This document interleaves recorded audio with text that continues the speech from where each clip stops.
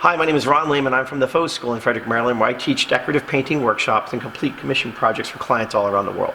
Today I'm going to show you this we call it a bicolor, two-color, it's a bicolored, layered Grossello polished lime or Venetian plaster technique. Before we get started, if you do me a favor, go down below and hit that subscribe button. That way you get alerted when a new video comes out, and hit the like button. But let's get to it. So let's get our tools, let's get our materials, and let's get started. So the first thing I've done to get ready for today's technique is I've base coated the surface using the micro primer. Micro primer is the base coat for lime-based plasters within the Firmalux family of lime-based plasters. Water-based product, back up. Quartz-based product, cleans up with soap and water, tints with pigment, never paint, interior, exterior, cleans up with soap and water. Always roll it on with a very fine nap roller. Don't use a heavy roller because we're using Grossello. What I mean by a heavy roller, we're talking nap, the fluffy rollers. We want a thin roller. 3/8 inches is fine. 3/8 inch is fine, okay? Plaster, Grossello, lime-based. Here's the bucket. Can you see it? Lime-based plaster, you can use this inside or outside. We're not going to talk about outside, we're sticking with inside today. Talk about outside another time. Tints with lime-compatible pigments, never paint, never universal colorants.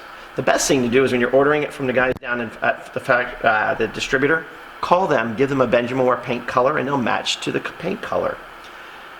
You can tint it yourself, but if they're going to do it, let them do it.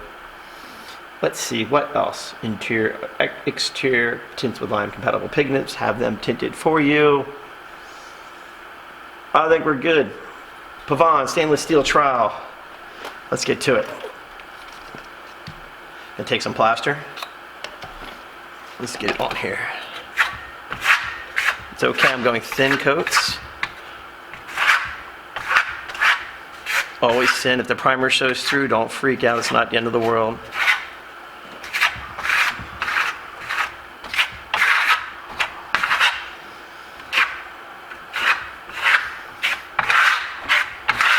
Always work in irregular organic patterns. Don't work across, because if you make a mistake or work in patterns, you'll see those lines. All right. This is a 4-layer plaster finish today.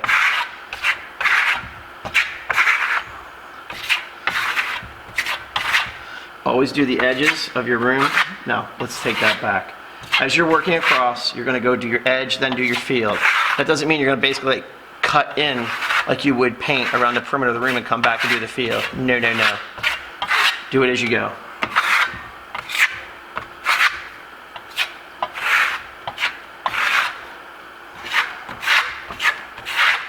Okay.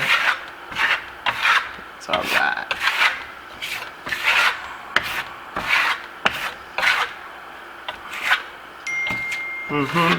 There we go. All right, that's it. Let's let this dry 100%. Come back to our next coat. See you in a bit. Okay, so the first coat is dry. We're ready to move on. All right, so what we're going to do is the exact same thing. Second coat, because this gives us full range of color. So let's load up our tool, our trowel. Okay, same exact thing. Pulling it tight.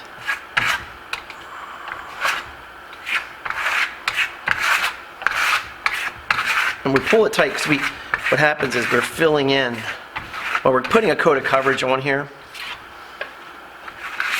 but by pulling it tight, we're embedding it into the first layer, so we're able to start creating the illusion of texture that you see.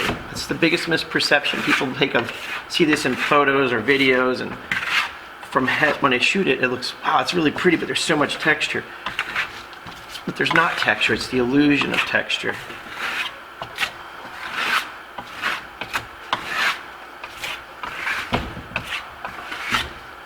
See, everybody's always like, how do you work a big wall and come back and burnish because it's so big? Well, when you pull these coats real tight, you're actually burnishing as you go, or compressing as you go. See, look, that's already dry.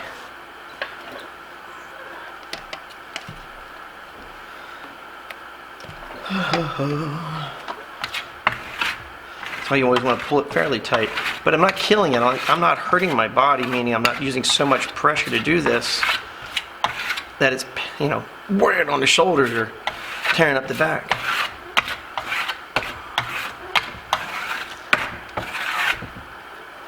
All right, let's take a look at something.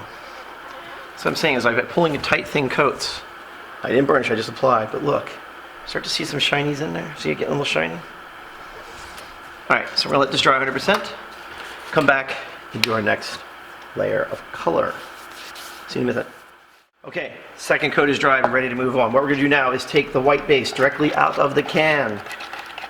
No colorant add to it, just straight right out of the bucket. Okay? And I'm gonna get some, go right into this. All right. Now, when you come right out of the bucket, even though it looks bucket and it looks white, it is white, but it's not like a super strong opaque white.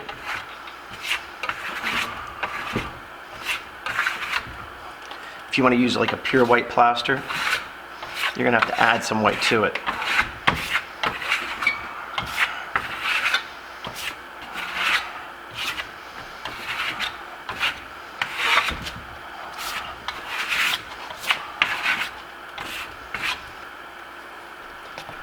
Thin, tight coats, okay?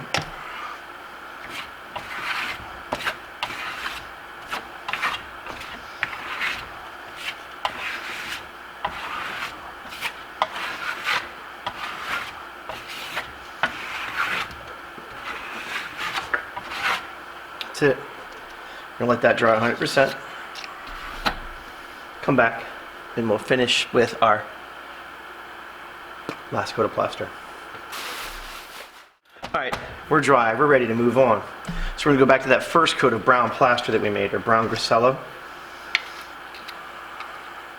We're gonna go right over top of this whole thing. Whoops. Again, thin, tight coats, right?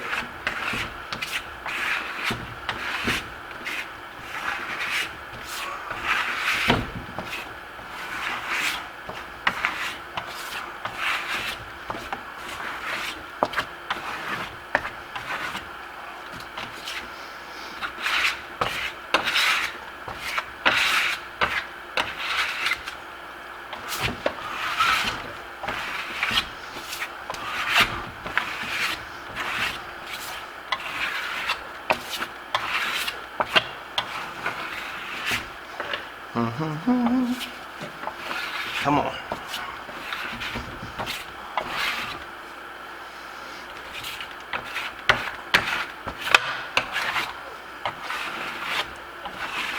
All right, now, clean off our trowel.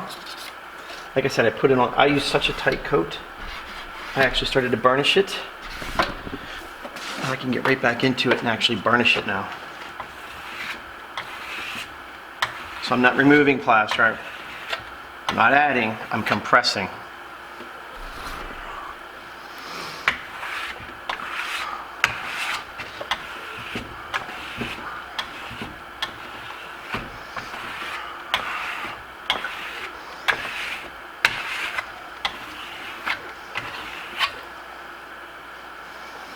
Now let's get it a couple different directions.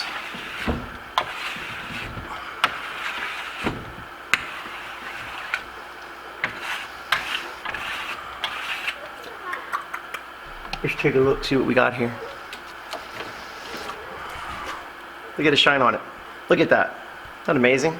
I'm not even holding it sideways, and you can still see the shine. I have to look off to the side. That's where this monitor is, so I can see what you see. But look at that shine. Isn't that beautiful? There he is. Yeah. Look at that. So it's going to dry lighter. That's what we're waiting for. So let's dry this down, come back, and finish this up. Completely dry. There it is. Finished. Look at it. See how the color's lightened up? So it blends together nicely. It works together now. Before it was a little stark. Look at that. Isn't that pretty? See it? Look. All that interest. Isn't that cool? But look, smooth. Whoops. Smooth as a piece of glass. And here's what I keep saying. Can you see how thin that is right there? Is it showing up? Is it registering? It is so thin. That's the border. There's the plaster. Look. And that's how thin it goes on the wall. So I say, preparation is very important. Don't just give your preparation process to somebody else or piecework or subcontract it out, because they're going to prep it not knowing how important it is to do a very good job. Now, I could wax this if I wanted to, but I want this natural look. Here's the thing about wax. Wax will change the color of this. It'll usually darken it up by 20 to 30%. It does add a layer of protection. So if I'm doing a bathroom, a restaurant, high traffic area, a kitchen, I will probably put a coat of wax on it, but it's going to change it. So don't show this to somebody and then sell them this technique and then put wax on it later, because it will not be the same. It's not a good representation. So if you're showing this to a client, make sure you show them with wax, without wax. Look, if you're going to go in the studio and make a mess, make a bigger mess. Meaning, if you're going to make one sample board setup, make 2. Heck, make 10, because I'm telling you, this is crazy. We'll make a video soon about showing you what I can do with waxes to change this. I can take with clear wax, darken it 20-30%. I can take copper metallic wax, that'll give it a whole different look. I can take bronze, a whole different look. I could take, God, I have so many golds in there. I could literally take, I think there's 48 different mica powders over there that I can make 48 different colored waxes. That's not even true, because then I can combine the colors of micas to create a whole different plethora or variety of waxes, which I just did for a wall in my own house when I did the alligator hide technique, where I took bronze, copper, and Aztec gold, 3 different colors. So you could take all of those and mix this, mix that, and go completely crazy till your head explodes. But for this purpose, I like this natural look. Okay, very soft, very subtle. Oh my God, when we talk about waxes, we start getting rid of the micas and just bring pigment into it. Like if I took this with a warm brown wax, like an antiquing wax, forget about it. It's just endless. It's endless, it's endless, it's endless. You're only limited by what you can do with your imagination. Or not what you can do, you're only limited by your imagination. But that's it, that's the, I don't have a name for it. It's just pretty. But that's it, hope you enjoyed it. Do me a quick favor if you don't mind, before you turn this off. Go down below, hit that subscribe button, and hit so you know when I make a new video, you get alerted. And if you don't mind, hit the like button. And yeah, I'll keep making these. I enjoy this. That's it. My name is Ron Layman. I'm from the Faux School in Frederick, Maryland, where I teach decorative painting workshops and complete commission projects for clients all around the world. I want to thank you for watching, and I'll see you next time.